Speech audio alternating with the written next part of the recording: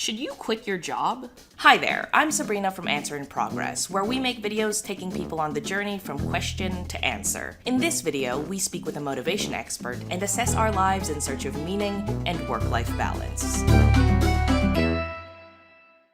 In April 2021, 4 million people in the United States quit their jobs. Millions more have changed careers or even industries in what is now being called the Great Resignation. Should we join them? To answer that question, I had to ask for some help. My name is Richard Ryan. I'm a professor at the Institute for Positive Psychology in Sydney, Australia. And I've been a long-time researcher on human motivation and the things that, why people do what they do and what sustains them over time. Millions of people have quit their jobs. They're calling it the Great Resignation. Why do you think people are doing that? Is there something about the pandemic? Clearly there's multiple causes for the Great Resignation. We certainly heard a lot of anecdotal evidence about that, and people looking for more meaning and more purpose in their workplace and something more fulfilling. And I do think the pandemic has something to do with it. After you've sat around through a period like this, you start to wonder what's really worth it. What am I really up to with my life? Am I spending my time in the right kind of ways? And I think people asking those more existential questions that has led some people to think, I want to do this differently. The past year saw one of the biggest increases in the Consumer Price Index since 1982, so it's no surprise that people are seeking higher pay. And when time is money, better work-life balance is another major consideration. However, there is another somewhat surprising cause to quit that you may not have considered: meaning. Work is one of the most common sources of meaning for adults around the world, and a search for more meaning is a major reason why people may consider a career change. So I think when people are saying they want meaningful work, they want something where they can, they want to be investing their energy and their time because they either see a good outcome at the end of it or they enjoy that process. The kind of jobs that they would be leaving in that situation are ones where either the work has no intrinsic enjoyment for them or they don't see it doing good for the world. There are many ways to define meaning and meaningful work. One option is self-determination theory. Self-determination theory has really been a broad theory about human wellness and thriving and what it is that leads people to thrive. And we try to see what are the basic ingredients that you need. And some of those, of course, are physical, but you also need some psychological nutriments. And that's where we came down to autonomy, competence, and relatedness, because across cultures and across all ages and across all kind of work situations, those three needs always pop out at the top. And so what we try to identify is, how variations in your ability to experience autonomy, for instance, at work, or relatedness at work, or competence at work, affects your wellness and your productivity and your energy and your vitality. The theory states that all humans have three basic psychological needs: autonomy, competence, and relatedness. In the context of our work, that means that we feel like we are in control of our workday. This doesn't mean we don't need management, but rather management trusts us to do our jobs. We feel like we can actually do our job well. Our skills match our task, and we have access to training if there is any missing knowledge. And finally, we feel like we belong. Team members celebrate victories and mourn losses together without the hyper-competitiveness. The theory is really about that, and the basic needs are the pathway. With that knowledge in mind, I designed a framework to analyze my life and career using self-determination theory. If that sounds useful to you, be sure to subscribe and hit the notification bell, because this channel is all about empowering us to level up our careers. Anyway, I made this survey based off of self-determination theory. It's basically a series of questions to consider where our current job fits into our lives. So grab a pen, a loose piece of paper, or your journal, and let's walk through this together. Question 1. Who are you right now? I am Sabrina, I am 23 years old, and through a series of existential crises, I went from studying math in university to running the video production company that is making this show. I don't know how it happened either. So I guess my job is confused? No, I'm gonna say video producer. Now, the purpose of this question is to get you to reflect on your current circumstances. It'll also be a neat reference point if you keep this page for the future. Anyway, question 2. How much control do you feel you have in your day? Starting off with a tough one. I'd say on a scale of 5, I'm about a 2. Listen, I'm self-employed, and that is awesome because I can take days off and I don't need to feel guilty if I take an afternoon nap. However, there is a downside. Everything feels like it can make or break the business, which means that oftentimes the rest of my life gets put on hold to make sure that problems are solved and deadlines are met. There is an embarrassing amount of groceries in my fridge that have gone bad because I worked too long and forgot to schedule time to cook them. 2 out of 5. Question 3. How prepared do you feel for your responsibilities? Surprisingly enough, I'd say that's about a 4 out of 5. I know, I studied math, and obviously that didn't directly prepare me for video production and entrepreneurship. Luckily, there are countless resources out there, like Grow with Google workshops and Google career certificates. So despite the many gaps I had in my knowledge, I was able to fill them, and I'm pretty confident that I can do it again. Question 4. How much community do you feel with your coworkers? That is an easy 5 out of 5. And not just because I know that they're watching this video. Everybody that I've had the pleasure of working with is passionate about making learning more accessible. Whether it's about ourselves, our world, our past, our future. It is just wholesome, you know? I'd call that a community. Finally, question number 5. How much do you look forward to working? This is probably the toughest one for me if I think about it. I like my job. I like what I do. But it's just that it sometimes takes so much of me that other parts of my life lose out. Seeing friends, seeing family, exercising, maintaining a regular sleep schedule. So if I'm being totally honest, it's a 2 out of 5. Okay, let's take a look at our score. If you've been following along with me and your score is less than 15 points, I'd really encourage you to look at your lowest scoring answers and try and understand what that means for your relationship with your work. That's because these questions tie to our basic psychological needs: autonomy, preparedness, relatedness, and work-life balance. Let's see here. I got 1, 2, 3, 4, 5, 6, 7, 8, 9, 10, 11, 12, 13.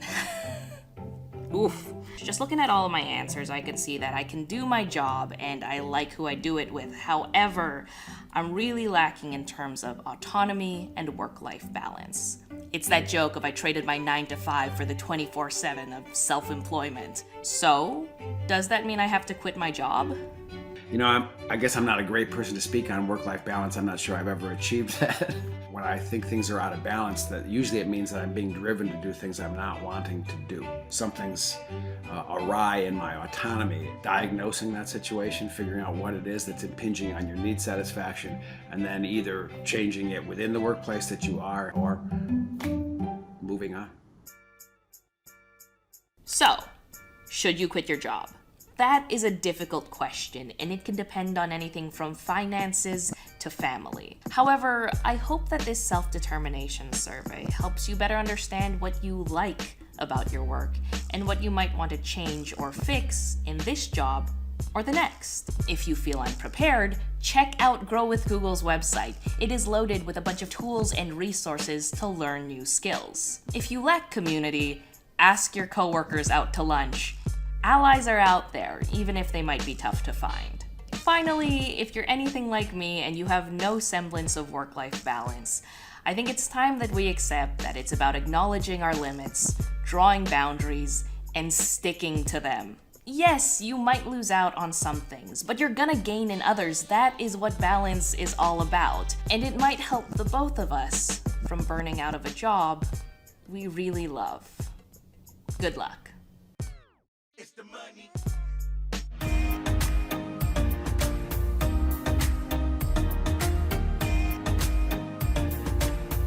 Hey, Grow with Google learners. I'm Isela from Google, and this piece of advice is going to be for those of you who may be looking to make a change in your careers. First and foremost, do your research to understand the specific requirements for the role you'd like to pursue. Talk to folks in your network who have positions similar to the one you want, find out what the position entails, and ask how to stand out as a contender. It may also help to learn whether or not there are any specific requirements that the job advertisements don't mention, such as specific programs, skills, or certifications. With that, it's a great idea to network. For example, if you don't have the desired level of experience, it helps to get buy-in from relevant folks in the industry. From those partnerships, get your contacts to recommend you.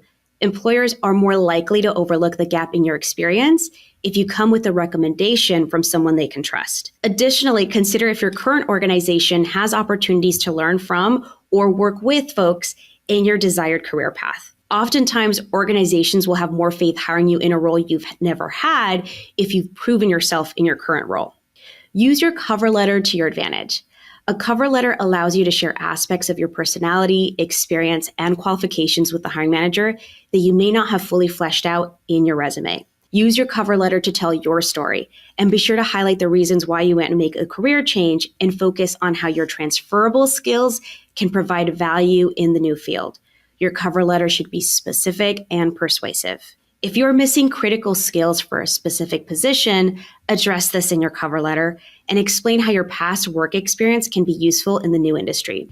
Emphasize your desire to learn and provide details of the steps you have taken to make your career transition possible, i.e., additional courses, ad hoc projects, side hustles, or volunteer work. And to that point, it can be extremely important to highlight your transferable experiences within your resume as well. Once you've done your research and understand the core skills and competencies needed to be successful in the role, you'll want to highlight that in your own experience. For example, skill sets like project management, sales, budgeting, or cross-functional collaboration and partnership span multiple industries. In summary, when aiming to make a career change, ensure you do your homework, connect with others in your company and/or desired industry, tell your story, and highlight your best transferable skills.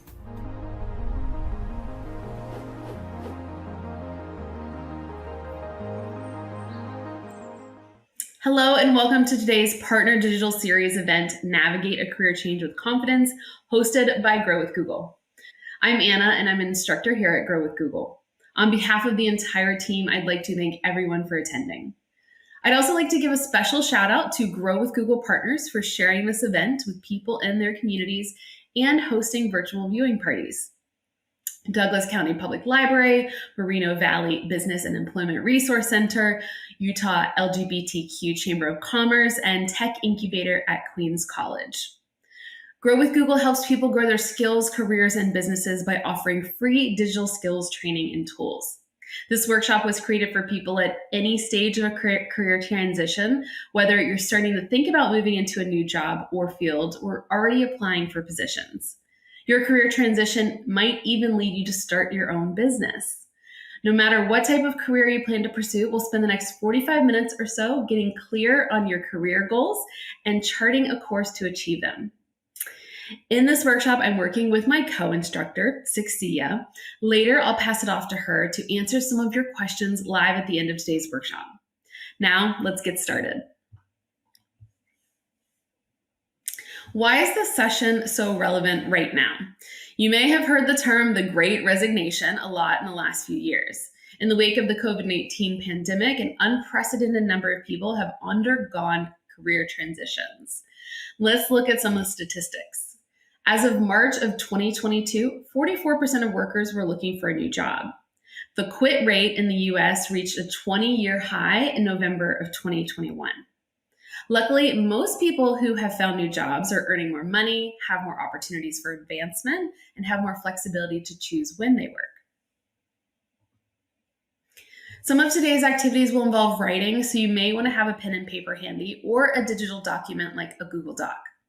You'll also begin making edits to your current resume, so be ready to take notes on a printed copy of your resume, or you can make edits in an electronic copy instead. Now, let's look at the topics that we're covering today. In today's session, we'll help you gain clarity about the career change you want to make. We'll start by exploring your why, including some activities to help you get specific about your desires for the next phase of your career. Next, we'll examine the strengths and experiences you bring to the table. We'll spend some time identifying transferable skills that you can bring to your next job. We'll take the information and use it to update your resume. After that, we'll examine what you've got so far and discuss ways to fill in any gaps in your skill set. Finally, we'll create a career change plan that will help you to take clear, actionable steps towards your goals. No matter what your reasons are for changing up your career, if you're looking for a new job, you're not alone right now. When considering a career change, it's important to take some time to think about why you're looking to switch up your work life. Maybe you want more flexibility, or you've had a revelation about the type of work that feels meaningful to you. Or maybe you are frustrated with a very specific aspect of your current job. Answering the question of why you want to change your career can give you clarity on what kind of career you should pursue. It can also give you an indication of the types of work you should avoid. Even if you already have your next move in mind, knowing your why can help you focus your job search and prepare you for interviews. Think about your career goals. This chart shows 4 overlapping circles that represent elements many people find a career rewarding. You should consider whether a potential career is something you love to do, is an area you've developed skills or expertise, is something that you get paid enough to do, and is something that the world needs. It may not be realistic or even desirable for you to find a career where all of these elements are perfectly balanced. For example, you may be at a point in your life where what I get paid for is the most important thing to you or your family. So your interests, strengths, or the world's needs may not be as important. Only you can determine the right balance between these goals, or if these are even the right motivators for your own career path. The next activity will help you get a better understanding of why behind your career by looking back at some of the meaningful experiences you've had at work. In a few moments, I'm going to give you some time to write down the best experiences of your career so far. These experiences can be the kinds of career highlights that would go on your resume, like getting a promotion or delivering a project on time and on budget. You might also have experiences that moved you, felt really great, or impacted other people, like a time you threw a colleague's retirement party or helped a coworker deliver a great presentation. Take 2 minutes to write a list of the best experiences from your career so far.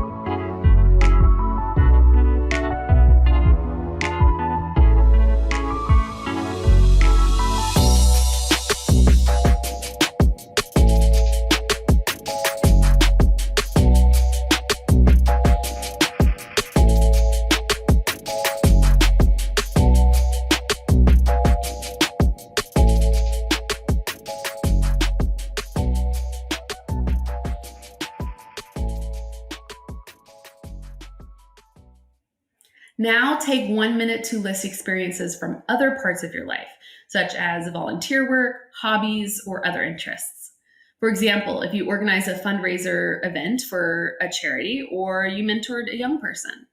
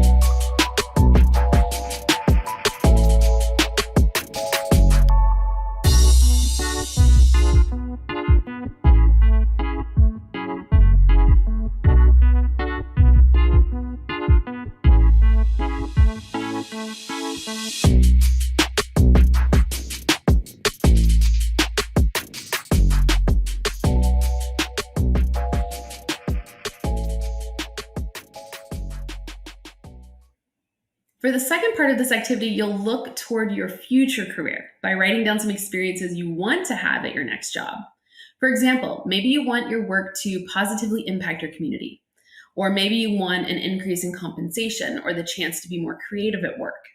To help you identify experiences you want to have, ask yourself questions like, do you want to work with a specific group of people? Do you want to use a specific skill set?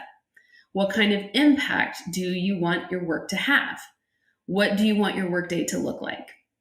I'll give you a few minutes to write about the experiences you want to have in your career.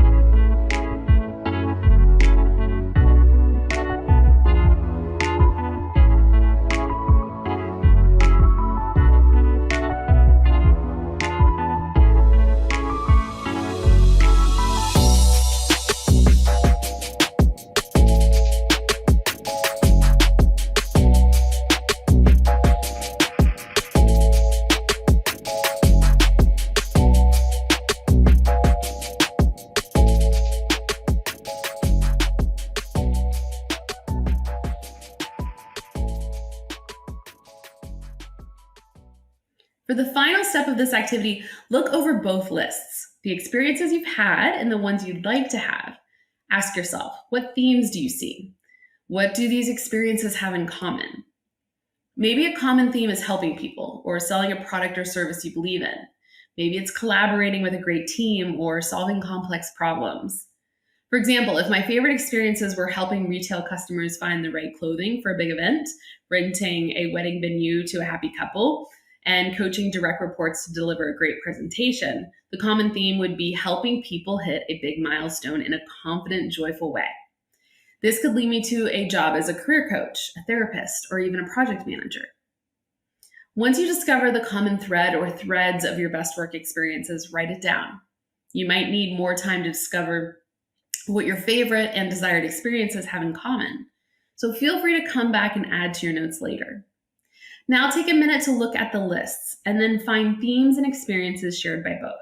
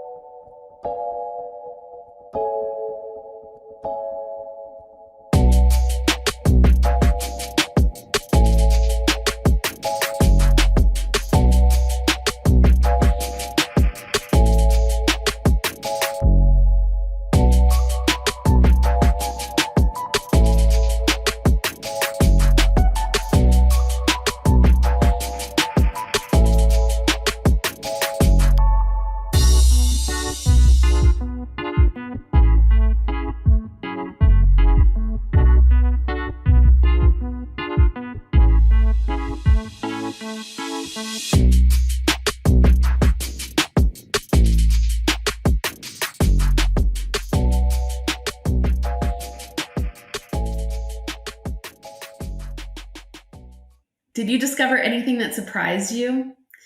If you'd like, take a moment to share what you learned in the chat box.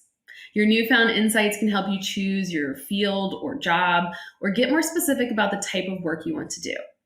This specificity can help you to hone in on the right opportunities as you search for and apply to jobs and begin interviewing for them. If you've started your own business, they will help you to make informed decisions about how to run that business. Now that you've got a better idea of the kind of work you want to pursue, it's time to get clear on what you bring to the table. Your education, career, and life experiences have given you a unique set of skills and experiences that you'll bring to any new job. In this activity, you'll look over your resume and make a list of transferable skills. Transferable skills are skills you've already acquired during your career that you can apply to future jobs. Knowing your transferable skills can help you market yourself as a candidate for a new job or work in a totally different field. For example, organizational skills like budgeting, technological skills like programming or IT management, and people skills like managing a team can be applied to many different jobs over the course of your career. Be sure to also include soft skills such as communication, emotional intelligence, adaptability, teamwork, problem solving, time management, critical thinking, organization, stress management, creativity, and persuasiveness. Take a few minutes to write down your transferable skills. If you need more time to complete this step, come back to it after the workshop.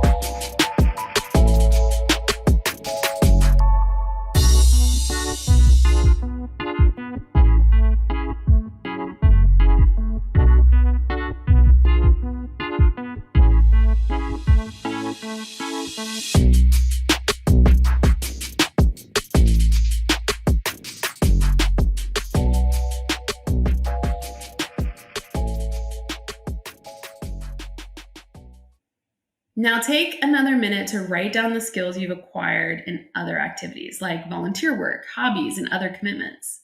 If you volunteer in a soup kitchen, you might add cooking and hospitality skills. If you play a sport on the weekends, you might add that you work well with a team. Take 1 minute to add skills from your hobbies and volunteer work.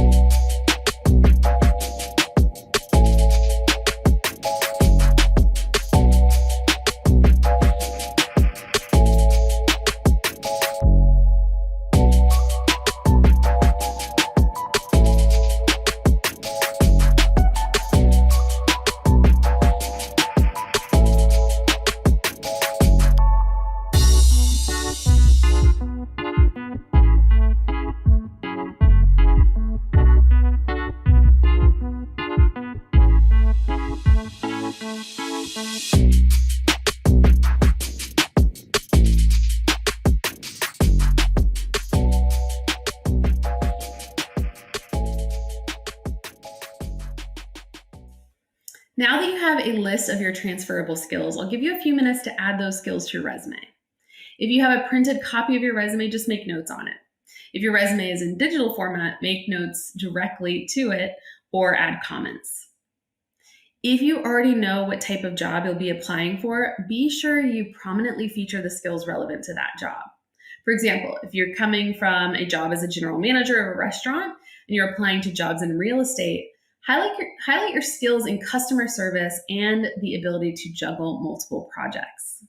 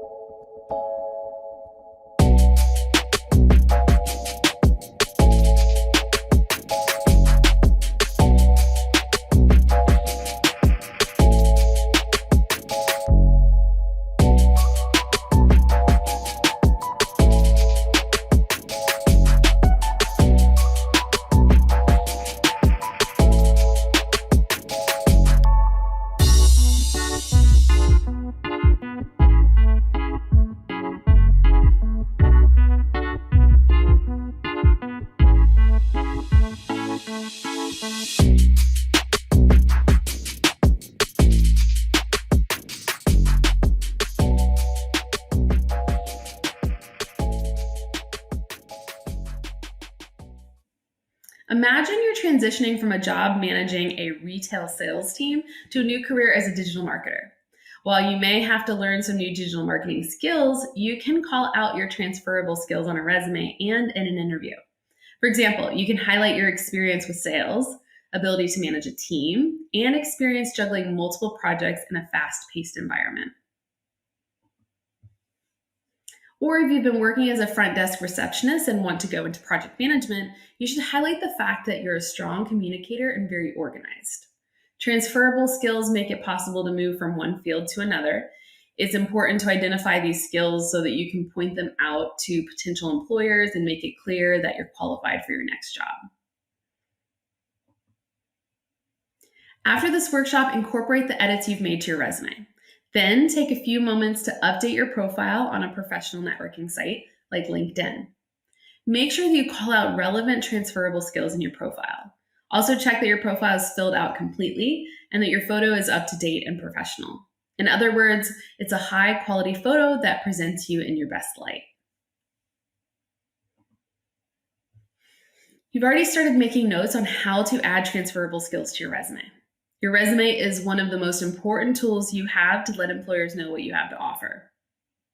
In this section, I'll share a few key tips for updating your resume to help it to stand out from others. Here are 4 key things that you can do to strengthen your resume. 1, choose a professional format. 2, highlight your skills and accomplishments. 3, use specific examples and measurable details. And 4, tailor your resume to fit the specific job description.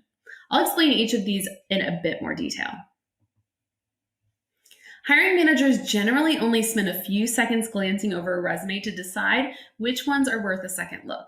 So make sure your resume looks professional, organized, and easy to read. One easy way to make sure your resume looks professional is to choose a pre-designed resume template. You can find these on writing applications like Google Docs or Word. You can also purchase a resume template from a designer or design your own. Here are some key attributes to employ when creating your resume. First, set margins to 1 inch and include plenty of white space. White space is the space on the page that isn't filled with text or graphics. It gives the reader's eye a rest.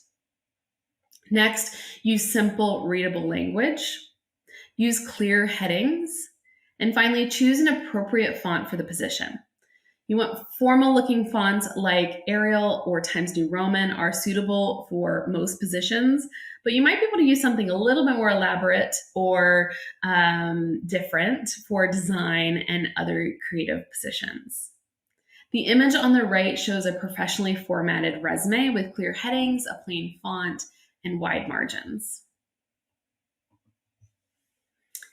Your resume is not supposed to be a comprehensive list of all the jobs you've ever had. Instead, it should showcase the skills and accomplishments that will make the employer want to contact you for an interview. But hiring managers need to see the skills and accomplishments that are most relevant to the job that you're applying for. And they'll likely also want to know the most recent work experience you have. So put the most recent work experience first. Don't be afraid to eliminate jobs from your resume that aren't relevant to the one that you're applying for. At the same time, if you've done other activities like part-time jobs or volunteer work that are closely related to the job you're applying for, or given you skills that would also help at that job, include them. If you need to account for a gap in your work history, volunteer work can also be a good way to show that you were active in developing your skills, even if you weren't employed. If you're starting a new career and you haven't worked in that field before, examine all the job experience or life experience that you do have and make connections wherever possible. Let's move on to citing specific examples and measurable details. What specifically have you done and how has it impacted your coworkers, your team, or the company? The example on the right shows a section of a resume listing an employee's experience from a previous job. It lists managed team, trained new employees, ran meetings effectively, and sold more than sales target. How could they have made this section more specific? One way to show this is to cite specific examples from your previous experience. Describe specific projects you worked on, improvements you made, processes you developed, or goals you attained. Describe the quality of the work you've done in the past and show how it relates to what you could provide to the employer at the new job. The second way is to use measurable details whenever possible to quantify the work that you did. For example, you might say that you increased sales at your current job. But what does that actually mean? Did you increase sales from 1 widget to 2 widgets per month, or from 1 widget to 1 million widgets? Show your impact in numbers wherever possible. This is also a great place to add any awards or recognition that you receive. These show how other people have viewed your accomplishments. Here's an improved version of this description. It includes specifics and measurable details. It includes managed a team of 8 employees, trained 15 new employees in 2 years, ran weekly team meetings with 20 attendees, and exceeded sales target by 20%, selling 20 widgets over the company set goal of 100. This description makes it clear exactly what this job applicant accomplished and how valuable they could be to a new company. Many businesses use screening or applicant tracking software to narrow the pile of possible candidates before a manager even looks at them. These computer programs scan the resumes for keywords that are in the job description. If those words don't appear often enough in the resume, or if the skills you highlight don't match the job description, the program determines that the person is not a good candidate for the position. Even if the employer is not using applicant tracking software, people also tend to scan resumes for keywords. You'll be most successful when your resume matches the language of a job description. When you create a resume for a particular job, you should incorporate as many of the keywords into your past experience and work history as possible. When you describe your past experience using the same terms the employer used in the job description, you'll have a better chance of passing screening software if the company is using it. You'll stand out more to the hiring manager, and you'll show that you paid close attention to the qualities they want in a candidate. Once you've figured out what you have to offer and how to communicate it on your resume, it's time to find the skills you need to acquire in order to become a great candidate for the job you want. After you know what skills or experience you still need to acquire, you can make a plan to get them. The first step towards identifying areas where you'll need to grow your own skills is finding out what skills employers are looking for. For example, many industries are transitioning from traditional advertising to digital marketing and will need to hire individuals who know how to promote their business online. Data analytics skills can also help you to get exciting jobs in many fields, including finance, marketing, and business intelligence. To address a skill gap, make a plan to gain those skills by participating in more training or education through institutions like college degree programs or continuing education programs. You can also find educational resources in your local community or online. One option for online education is Google Career Certificates, flexible online training courses that can help you to land a job in high growth fields like digital marketing and e-commerce, project management, and IT support. The video on the next slide will give you a quick overview of everything Google Career Certificates has to offer. To whom it may concern, I'm applying for the position of User Experience Designer, Information Security Analyst, Project Manager, Data Analyst. I've always been interested in helping people solve problems. Order up! I am extremely organized. Thank you, Mama. You're welcome, Lovey. I have an exceptional eye for detail. Although I haven't worked directly in this field. Been out of the job market for a while. I recently completed a Google Career Certificate. It's given me a solid foundation in important areas like help desk support and cybersecurity. Thanks to my Google Career Certificate, I've completed real projects in SQL and R programming. It helped me learn practical skills like managing budgets. Thanks to my Google Career Certificate, I'm confident I'd be a valuable addition to your team.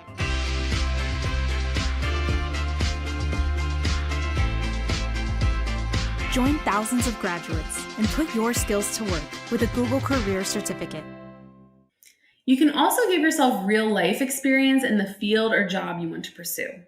One way to do this is to ask to volunteer or shadow someone who's already working in a job or industry you want to enter. Or if you find a project at your current job that's outside of your area of expertise, you can volunteer to take it on. Perhaps your retail manager sent out an email asking for sales associates to perform some data analysis about the duration of time customers who make a purchase spend in the store compared to those who don't. This could allow you to explore your interest in data analytics. You can also spend time speaking to people. Ask your friends to introduce you to people working in the career or field you're interested in. A more structured way to do this is called an informational interview. Informational interviews are not job interviews. They aren't conducted with the intent of being hired. Rather, an informational interview is meeting for the purpose of learning about a job, field, or company. And unlike a traditional interview, which is led by an employer, you'll request the interview and will be in charge of leading the conversation. So make sure that you're prepared with questions before your interview. You can ask questions about a typical day at work, the interviewee's career path and educational backgrounds, and the benefits and challenges of their chosen field. To find people you may want to ask for an informational interview, reach out to friends of friends, contacts on professional networking sites, or even individuals in a different department within your own company. You can send an email to request an informational interview. In your email, you should state your request in the subject line of your email. Keep it simple and clear, like informational interview request. Briefly explain your reason for reaching out to them. Perhaps a colleague recommended that you connect with them because of your shared career interests. Maybe they're an expert in their field and you'd like to ask them for career advice. Or they made a similar career change and you want to hear how they successfully made the transition. Whatever your reason, be concise and straightforward. Then ask the recipient if they might have any availability to speak or to meet with you. Ask for no more than 20 to 30 minutes of their time. Set a friendly and professional tone. You can ask to meet in person, virtually, or to speak over the phone. Let them determine the day and time. Be flexible and open. Remember, you are asking them to take time out of their busy schedule to meet with you. Finish your request by thanking them for their time and consideration. And even though this is not a job interview, it is still a good idea to either include your resume or a link to your LinkedIn profile. If the recipient does not know you, your resume or LinkedIn profile will give them an idea of who you are, your background, experience, and your professional interests. We've spent this workshop getting clear on the why behind your job search. You've identified the skills you have to offer a new workplace and started exploring ways to gain the skills and experiences you need to get the job of your dreams. Now you're ready to make a plan. You're going to start your career plan by taking the long view.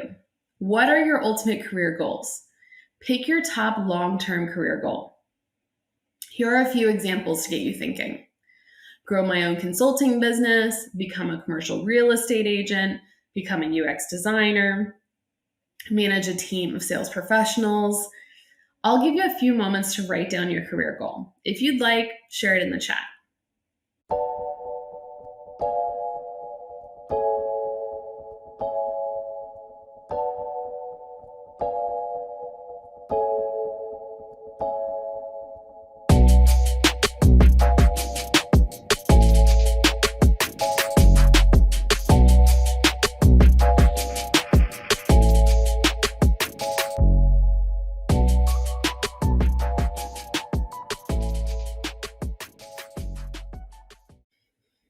In the next activity, you will break your larger goals into smaller, more manageable steps called SMART goals. SMART is an acronym that stands for specific, measurable, attainable, relevant, and time-bound. So if your goal is starting to sell real estate, your SMART goal could be getting a real estate license by March. The goal of getting a real estate license is specific. You know exactly what you need to do to meet that goal. It's measurable. You will know if you earn your license or not. It's attainable. It's in your power to research and sign up for the license exam. It's relevant. It will help you to meet your goal of becoming a real estate agent. And it's time-bound. You will earn your real estate license by March. Of course, the step of getting your real estate license can also be broken down into further SMART goals. But for now, just pick a major goal, break it into SMART goals, then return to your career plan to create smaller and smaller SMART goals.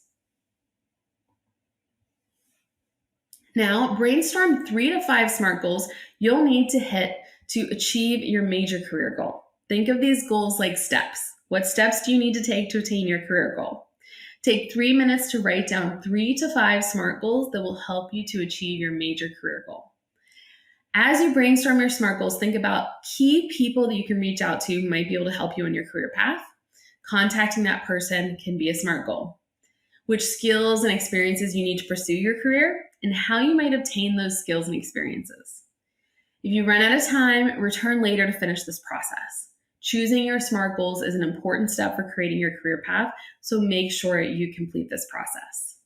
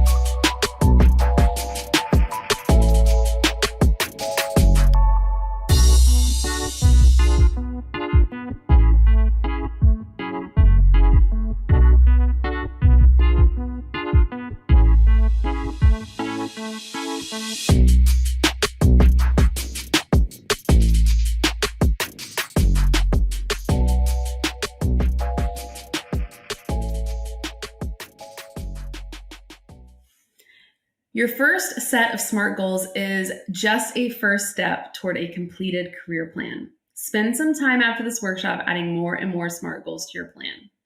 Eventually, your plan should consist of many, many small steps you can take toward accomplishing your major goals. Once you set deadlines for each SMART goal, you can add those deadlines to your calendar, planner, or a reminder app so that you'll stay on track with launching your new career. The small steps you take every day will help you to create a fulfilling new career path. If you're looking to join a new company during the next phase of your career, you may find yourself scheduling several job interviews. Google just created a free online tool that can help you prepare to make your best impression. The interview warm-up tool helps job seekers practice for upcoming interviews. When you visit the site, you'll be given the opportunity to answer commonly asked interview questions in real time. The tool uses machine learning to transcribe your responses, then analyzes them for patterns, most used words, and job-related terminology. The interview warm-up gives you a low-pressure opportunity to practice your interview answers before speaking with a real-life recruiter or hiring manager.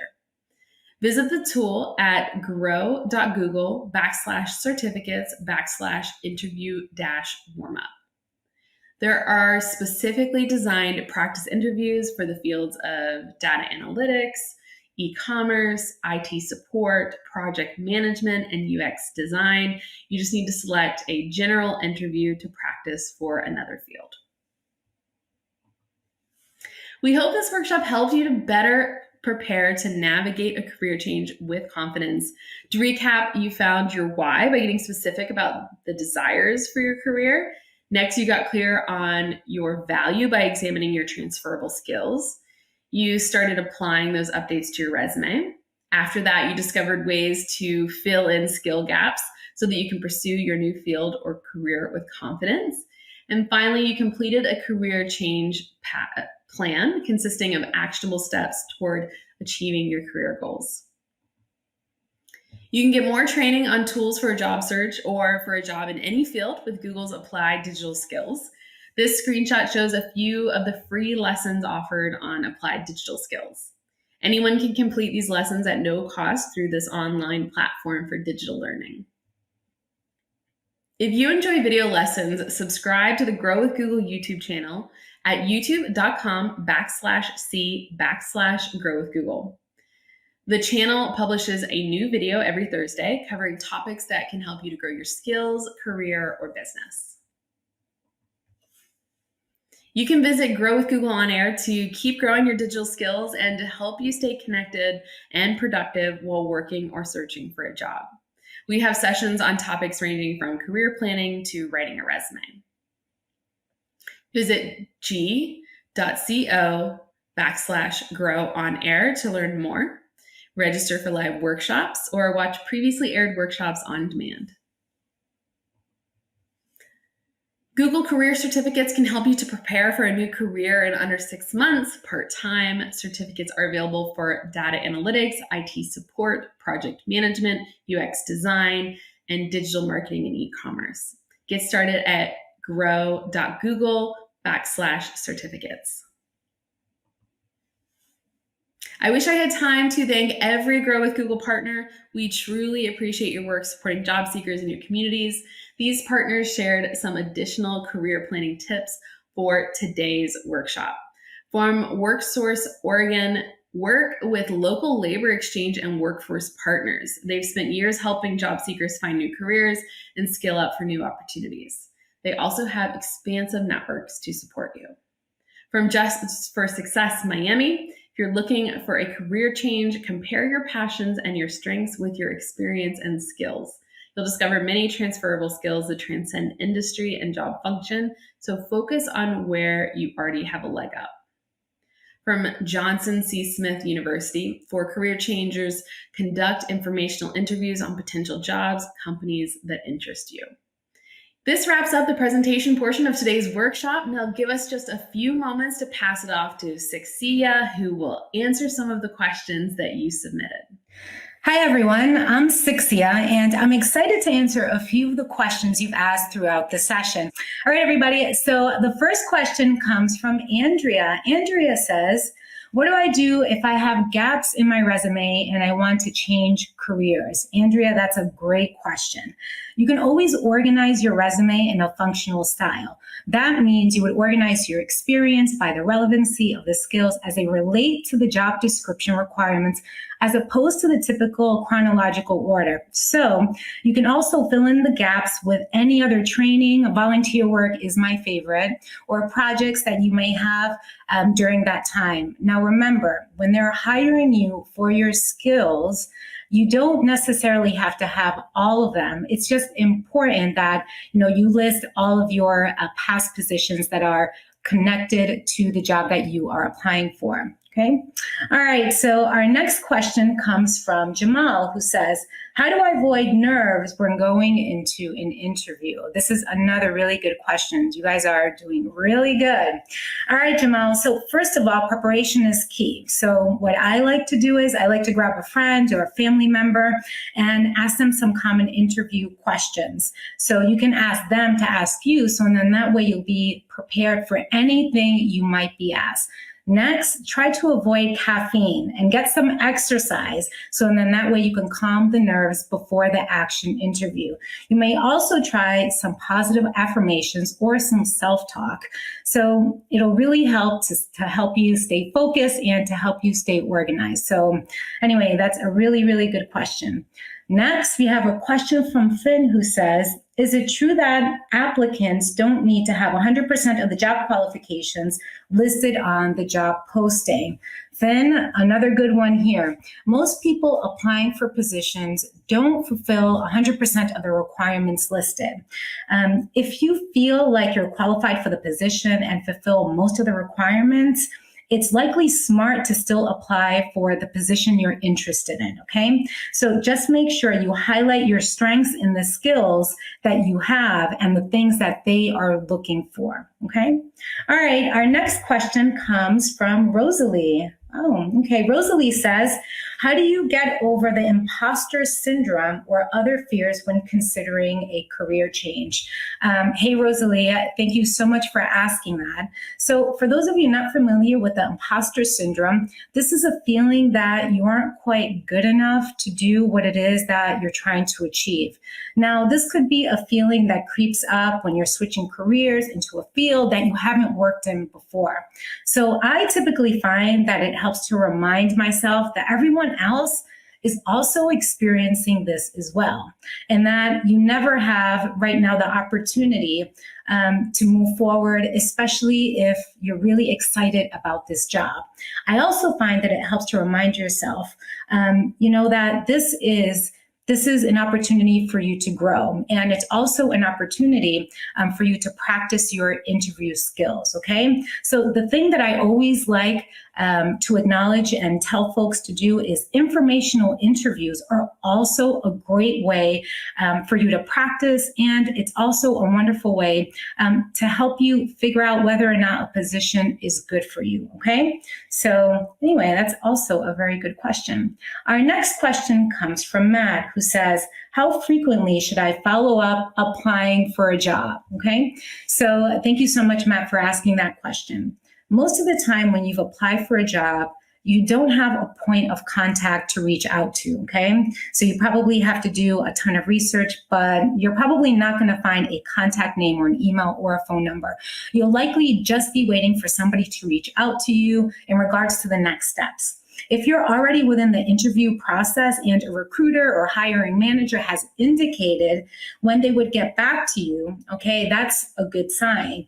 But only after the deadline has already passed, then you can go ahead and reach out to them, okay? So those are my tips. I know that folks can get really excited, especially if they're thrilled about this potential opportunity for them to pick up the phone or, send an email. It could be a little bit difficult for you to hold back. But the thing is that you probably won't find the contact information of the person, of the hiring manager.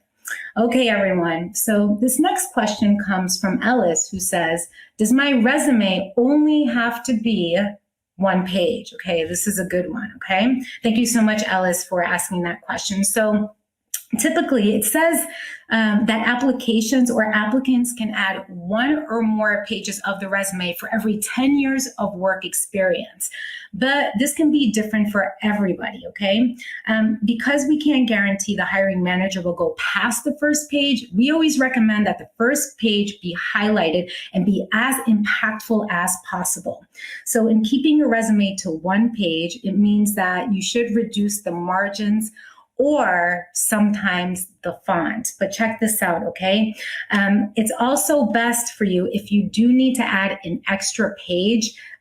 It's recommended that you do that instead of making the font smaller, because you don't want the hiring manager to be working at trying to read the content that you have on your resume, okay? So keep that in mind. Thank you so much, Ellis, for that question. All right, and so our last question comes from Warren. Hey, Warren. Warren says, I get overwhelmed when my goals seem unattainable or too big. How do I fix that? Okay, Warren, thank you so much for asking that. This happens to so many of us, and it's extremely normal. So guess what? You are not alone. It's really important for you to break large goals into smaller ones. This is really going to help you move forward. So, if you take a look at what was covered in the presentation as it relates to SMART goals, that'll be a good first step. So for instance, if your job is to own a company one day, which would be great, then that could feel a little bit overwhelming at first. But, some of the things you could do to get over this is you can sign up for a free business class or just a business class in general within your local community or within your local community college. So that is a very actionable goal that feels much less overwhelming.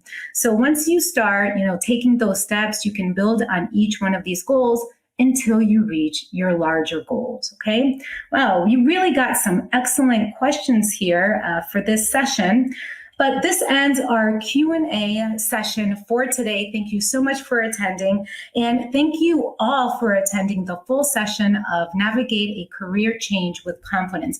Hopefully everyone learned something new. Thanks again for joining Grow with Google today, and see you next time.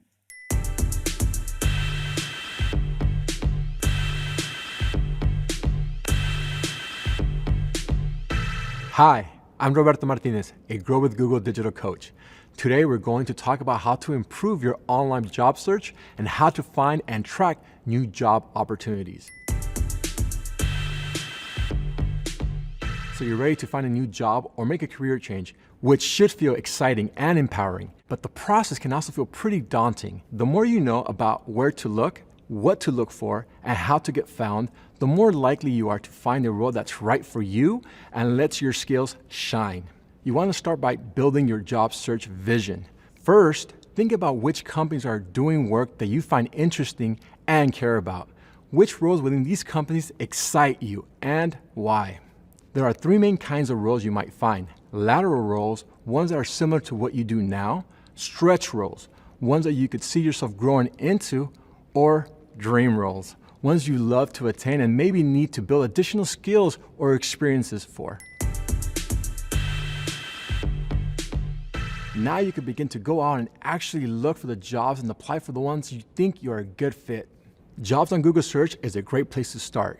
Jobs on Google Search pulls jobs listings from all over the internet and various sites to create one list of potential jobs, often with links to where you can apply to a job directly.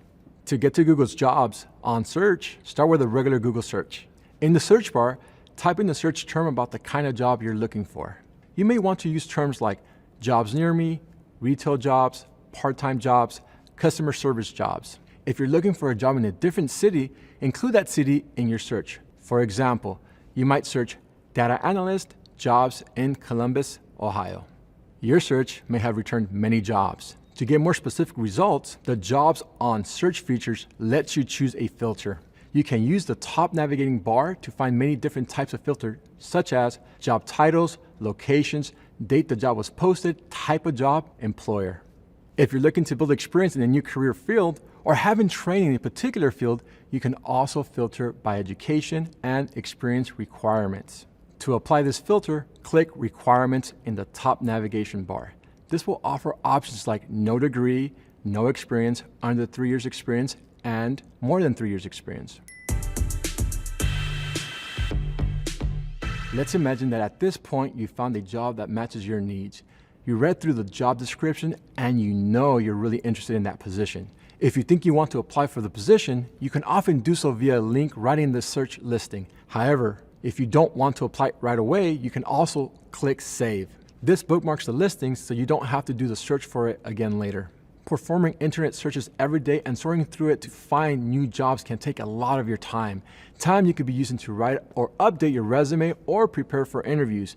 To save time when searching for job listings, set up email alerts. When you set an alert, you'll automatically receive an email about new listings that match your search criteria. You can also adjust the frequency of alerts by clicking Alert at the top of the page. You may want to learn about the new job listings instantly, daily, or weekly. You're probably applying to several jobs, and it may be difficult to remember all the details about each application you submit. Creating a spreadsheet using Google Sheets can help you keep track of all the jobs you are interested in and applying to. You can also use it to keep track of all the possible job opportunities and compare them against each other at a glance. As you find jobs that interest you, enter details into your spreadsheet. For example, does the job allow you to work remotely? How far is it away from your current home? What kind of transportation would you need to get to work? What kind of childcare options would you need to work the job?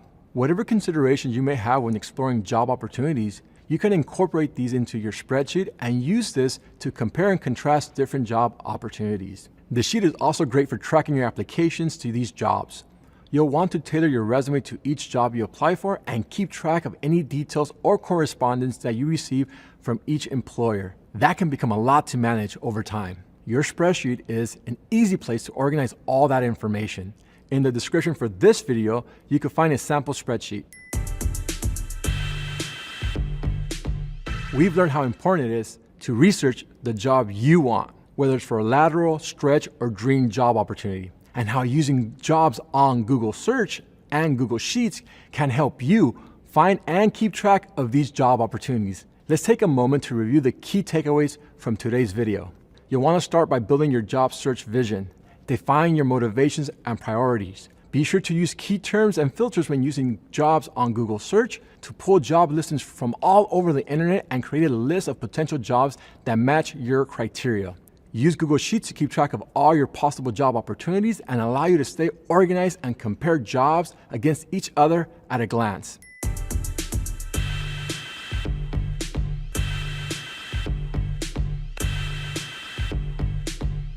Hi, I'm Roberto Martinez, a Grow with Google digital coach. Today we're going to talk about why networking is so important for professional development, how to build your network, and what you can do to make the most of networking events.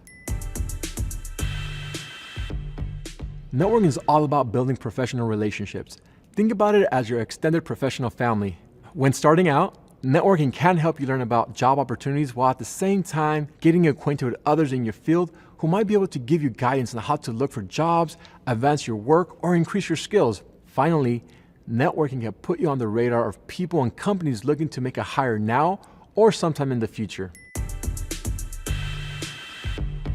Developing a network may be valuable, but it isn't always easy. Fortunately, some simple steps can help you make a plan to get yourself out there. First, commit to building your network. It might seem intimidating to have conversations with people you've never met, but it's empowering to think of all the great things you can learn from new contacts. It can also help to decide on a minimum amount of time to dedicate to networking. Whether it's an hour a week or an hour a day, having a schedule can help ensure that you make it a priority to build professional relationships. Then, come up with a few concrete activities that can help you make the most of that time. You can set up phone meetings, coffee talks, or video meetings with people you find interesting, whatever helps you establish relationships. To start networking, create a spreadsheet of all your work and potential connections. Add people like former managers, peers, former classmates, friends of friends, or more. Identify anyone on your list who may know others you'll like to connect with. It can also help to organize your spreadsheet into groups: active allies, people you have a strong, frequent connection with; active acquaintances, people you have a less frequent connection but are still friendly with; expanded network, people you haven't met but would like to; ideal role havers, people you know who are in your ideal role that you can reach out to. Once you know who you want to build a relationship with and learn from, decide how you'll network. Research conferences, talks, and in-person and virtual events where you can network with large groups. If you're nervous about attending these alone, consider inviting a friend or coworker to join.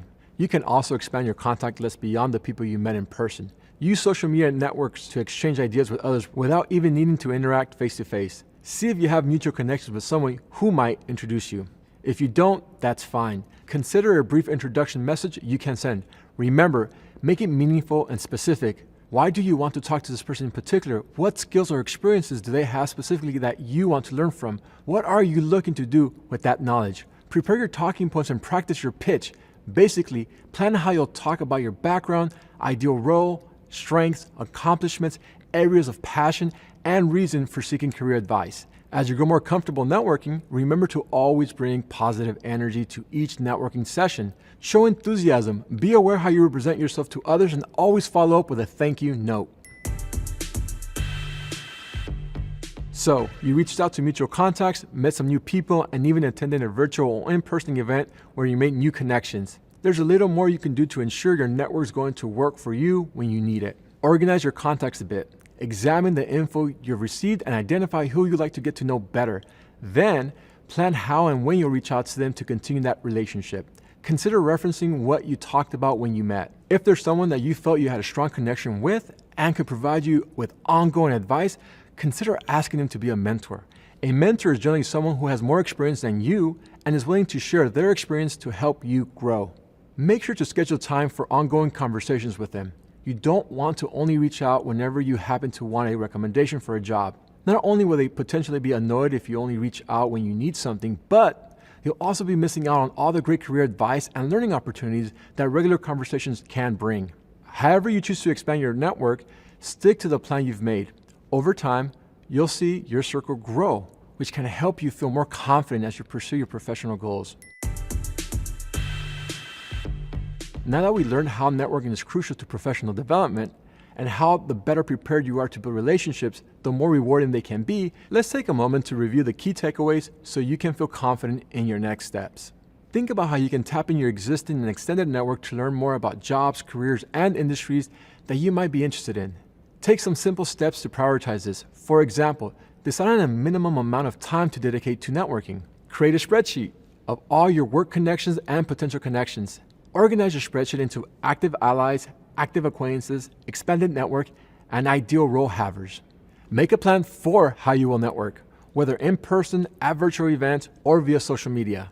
It's totally cool to ask introductions to new people via mutual connections or to reach out directly. Just make sure you're respectful of their time and give them a clear idea of why you want to connect. Think about who from those you've networked with can be mentors and advocates for you in your career.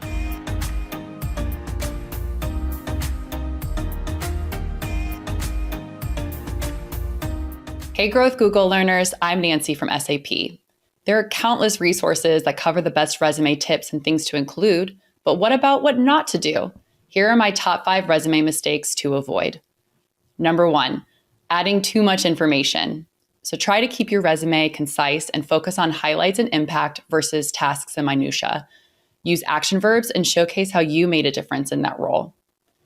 In that same vein, that brings us to number 2, trying to cram too much onto one page. Formatting makes all the difference in the world for recruiters who look at many resumes every day. Using small text or messy formatting can make it more confusing to the other party when reviewing your credentials. A clean, organized layout goes a long way. Number 3, not tailoring your resume to every role you're applying to. I know, sometimes that extra step can feel like a lot when you've already taken the time to build a stellar resume. But be sure to look at the job advert you're interested in and see if you can add any key elements to your resume to stand out. Trust me, it makes a difference. Number 4, forgetting important links. Always include your LinkedIn, portfolio, or anything else that may help boost your consideration for that role. And finally, number 5, you probably already know what this is, but typos and grammatical errors. With so many tools available to spell check, there are many options to ensure that you avoid this. Also, try to get another person to review your resume to ensure you didn't miss anything.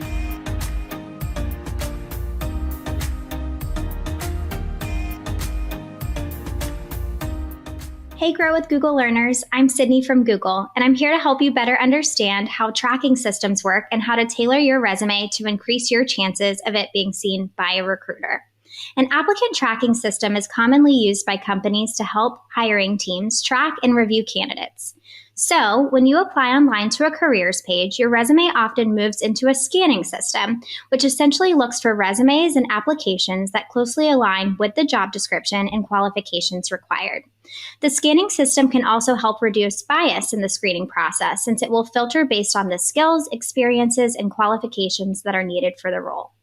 The big takeaway here is that the systems look for indicators that you meet the minimum requirements of the job description, or that your resume has strong relevance to the role that you're applying for. Make sure to carefully review the job listing and description, and then tailor your resume to reflect as much of the requirements and keywords outlined on the listing. For example, let's say you're an analyst and the job description requires SQL experience. You have this program experience, but you have not explicitly listed it on your resume. Make sure to go back, add it to your resume so that it's recognized during the scanning process. Another example, now let's say you have 10 years of experience in a full-time role with relevance to the job description, but the job description requires 15 years of experience. You will likely be automatically rejected from the system. Ensure that your resume speaks directly to the minimum requirements with bullets focused on impact and accomplishments. While you may not always have the exact experience listed, it's also important that you highlight other skills and accomplishments outlined on the job listing, such as self-starter, experience in public speaking, led teams, increased sales. I'm a big believer in writing a resume for the job you want, so make sure the system can identify the similarities in your current role and previous roles. Unfortunately, scanning systems are not great guessers, so make it really obvious that this role matches your experience and skills to ensure your resume makes it into the hands of a recruiter.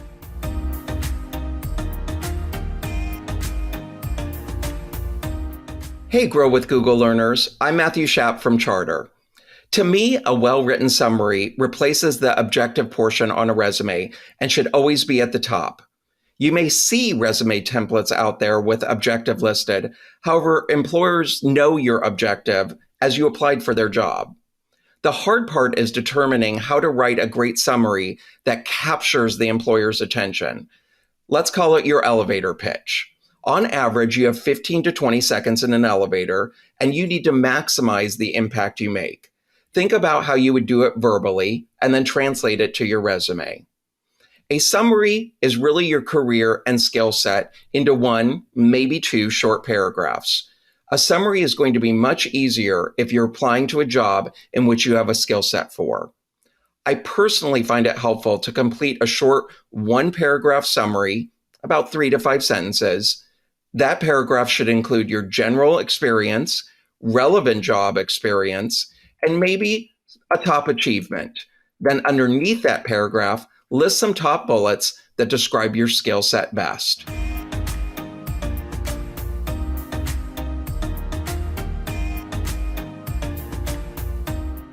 Hey, Grow with Google learners. I'm Matthew Schapp from Charter. The best way to position career gaps on your resume is to minimize how much they stand out. When most people complete a resume, they put the month and year they started. However, that is never a requirement. Best thing to do, regardless of whether or not you have any gaps, is to just put the years. For example, 2018 to 2020. That gives you a little bit of wiggle room if you have a short gap, less than a year, so it doesn't stand out like a sore thumb. If you have a significant gap that you want to minimize, think about doing a functional resume format versus a chronological one. A functional resume can be a bit more time consuming to put together, especially if you've not been doing the same type of job, for example, marketing. However, it's a great way to minimize the look of those gaps and let the employer really hone in on your skill set. Plus, on a functional resume, you list your employers and years at the bottom. Remember, as I stated earlier, I would still only give the years and not the month. It's best to not divulge personal information on your resume that is not job or career related. Now, if you're going back to school, I recommend moving your education portion back to the top of your resume to ensure that it's highlighted that your career gap is because you're back in school. Hey, Grow with Google learners. I'm Isela from Google, and I'm here to share with you a little bit about how to craft a strong cover letter. First, let's start with what is a cover letter. Think of it as an opportunity to share your story with a potential employer. It's an opportunity to add supplemental information to that of your resume. Is it absolutely required? If an employer is asking for one, then definitely yes. This is more than likely a standard part of the review process. What if it's not a requirement? Then it depends. I believe that while an employer may not require a cover letter, it can be helpful to add additional context and color to your experience beyond just what's on your resume. However, if a cover letter is the only thing stopping you from applying to a role, don't let that stop you from being considered. In my experience, hiring managers will often begin reviewing resumes first. However, if and when their interest in someone is piqued, but they may be on the fence, the cover letter can oftentimes make or break the hiring manager's decision to move forward to interview. When in doubt, create a custom cover letter. So what do we in recruiting like to see in these? It should be clear and concise, well-researched, and true to you. Important note here, research the job description and ensure that your career highlights touch on aspects of the role. Along with these highlights, you can expand on some of the following if it's relevant to your search. Are you looking to make a career change? Are you moving to a new area? And were you recently affected by a layoff or other major life change that you'd like to explain? Overall, ensure that the focus is on how your specific skills and experience could be a great addition to the hiring team. Now, let's touch on a few less than ideal points on cover letters. Do not use a standardized template. Hiring managers and recruiters may look at hundreds of applications for a given role, and seeing templatized cover letters becomes very apparent. Avoid going beyond one page. Being concise is the name of the game, and avoid grandiose verbiage. Oftentimes, we'll read where someone will say that they're the perfect fit or the only person for the job. That's much less impactful than if you were to show us how you'd be great for the job and not assume that it's yours for the taking. Additionally, do not omit important information from your resume and only include in the cover letter. There will be certain teams who may not have the time to read your cover letter first, so if it's a requirement in the job description, make sure it lands loud and clear on your resume. In summary, the first step in sharing your story and brand with a potential employer is by crafting a cover letter. Keep it clear, concise, impactful, and personal. Be sure to highlight the reasons you want to make the role change and focus on how your transferable skills can provide value in this new role.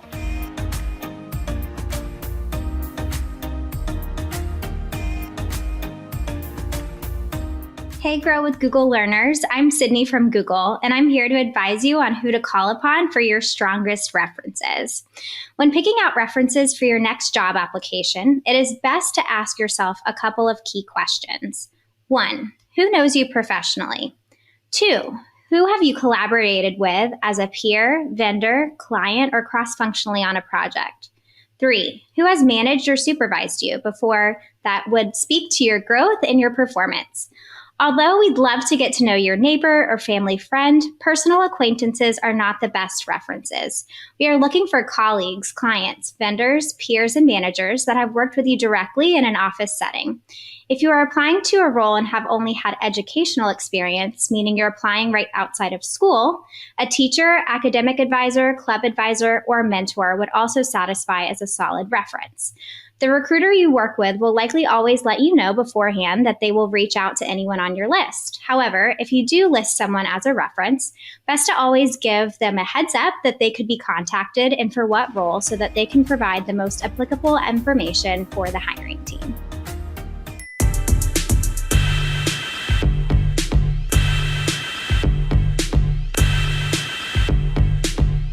Hi, I'm Joy M. Hutton, Grow with Google Digital Coach. Today we're going to talk about how to show up to your next interview with confidence, how to prepare for common interview styles and questions, and ultimately how to convey to the employer why you are the right candidate for the role. Before your interview starts, think about 2 or 3 things you want your interviewers to know by the end of the interview. If you're doing a virtual interview, you can have those things written on a sticky note on your computer. Just make sure that you don't look at it too frequently during the interview. Here are a few examples. I'm results driven. I thrive in a fast-paced environment, and I doubled sales for my team last year. Or another example, I'm collaborative. I make insights-based decisions. I have successfully managed multiple projects. Keeping in mind the key messages you want to convey will help you stay focused during the interview. There are 2 common styles of interview questions that you should be prepared for: behavioral and situational. Behavioral is when an interviewer asks you how you handle a situation in the past from your work history or experience. For example, tell me about a time when... When asked about a behavioral question, be prepared to discuss the situation, the tasks you were responsible for, the actions you took, and the results that you achieved. Make sure to emphasize and make clear what tasks you were directly responsible for. Additionally, make sure that you talk about your results with as much data and detail as possible. Instead of saying, I increased sales, it would be better to say, I increased sales by 20% this year by reaching and converting new leads. Situational is when an interviewer asks you about a hypothetical situation in the future. For example, if you are a new lead on a project, how would you get yourself and your new team set up for success? It's important to answer this question with specific examples of actions you would take. For example, I would first want to determine what our key objectives are and how we're measuring success. I would then clarify our resources, determine roles and responsibilities, and then set important milestones to reach our goal.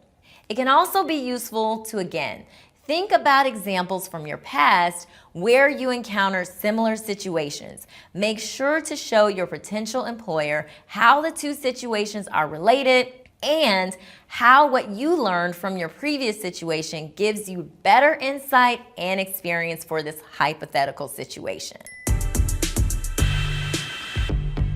When giving your answers and highlighting your experience and skill set, remember to be direct, succinct, and clear.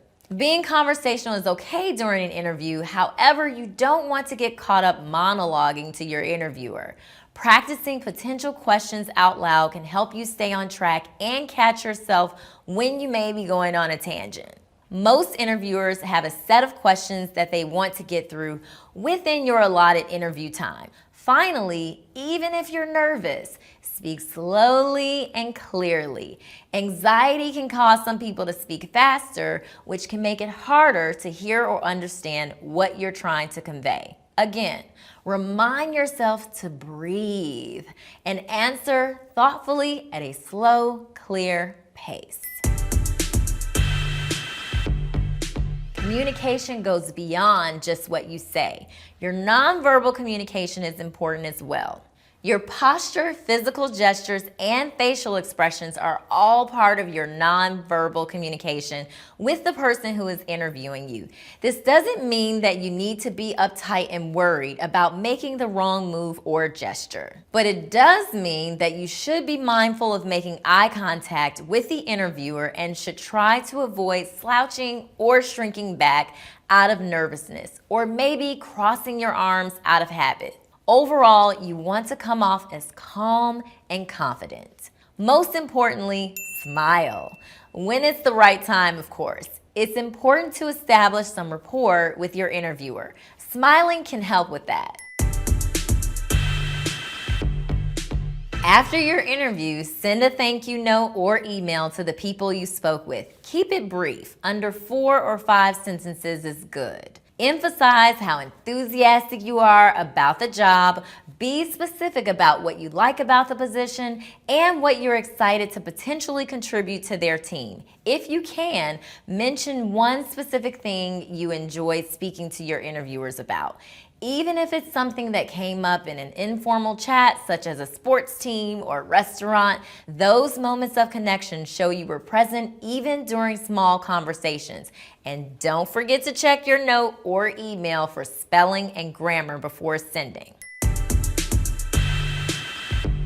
Well, today we've learned how preparing for common interview styles and questions will help you show up to your next interview with confidence and convey to the employer why you are the right candidate for the role.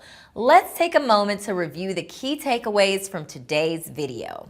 Keeping in mind the key messages you want to convey will help you stay focused during the interview.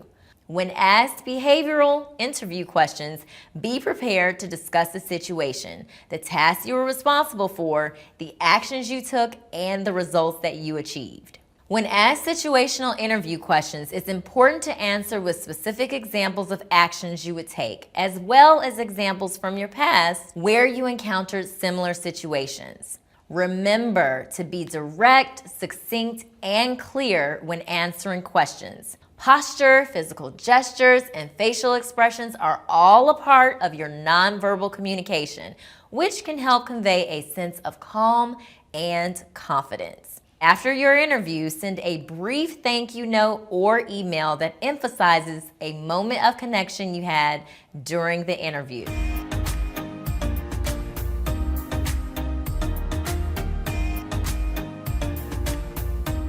Hey, Grow with Google learners. I'm Matthew Schaap from Charter. First, the old adage of dress for success is one of the most important aspects of making a great impression. Even if you know a company is super casual, make sure you dress yourself up a bit. Maybe a business suit isn't needed, but at least a more dressed up business casual outfit. It's always better to overdress than underdress. Arrive early, but not too early. Ideal arrival is about 5 to 10 minutes before your interview. It lets you get settled, take a breather, and gather your thoughts before the interview. Always bring a copy of your resume. Regardless if you know the interviewer has it, you want to bring a copy for them to offer. Have a nice pad and paper to take notes. Be sure to ask the interviewer if it's okay, but if they say no, I'd highly question if you really even want to work there. But taking notes shows your enthusiasm and desire while simultaneously allowing you to return home and review your notes. When we're nervous, we often forget many details that could be important, and taking a few notes will help spark that memory bank. Eye contact, energy, and smile. Need I say more? If you have a choice, schedule the interviewer when you feel your best. Are you a morning person? Maybe afternoon. Now, take those great notes and craft a great follow-up thank you letter to them. If the interviewer did not provide you a business card, virtual or otherwise, get it from the recruiter or take initiative and maybe find them on LinkedIn. Be resourceful. Ensure your thank you letter is not just a generic thank you letter where you change a few words. Customize it and let them know how interested you are in the role. Make it stand out. Email thank you notes are perfectly acceptable. If you want to send a handwritten note, feel free, but I also recommend sending an email one beforehand.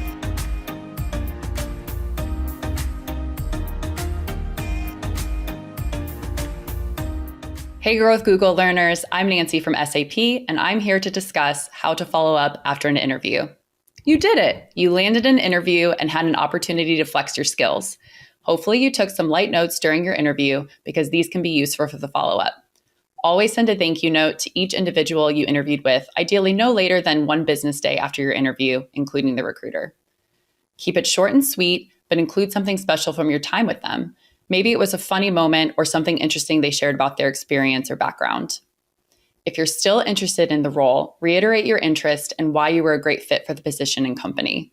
If you're no longer interested, because after all, interviews are two-way streets, include why you would like to remove yourself from consideration and thank them for their time. If you felt you missed something important during your interview, that's okay because it happens to all of us. Perhaps mention it in your note and offer to have a follow-up chat if needed. In any instance, it's helpful to ask for a time frame of when you can expect to hear back if they haven't shared already in order to set those expectations. If they don't get back to you by that date, don't panic. Give it another 2 to 3 business days and then send another short note to reiterate your interest. However, if something urgent or time sensitive pops up on your end sooner than the agreed upon date, it's perfectly okay to reach back out and let them know, especially if you receive another offer. Try to avoid sending too many notes as that comes off as pushy as opposed to engaged. But ultimately, agreeing upon timelines and including a personal touch goes far when following up after interviews. You've got this.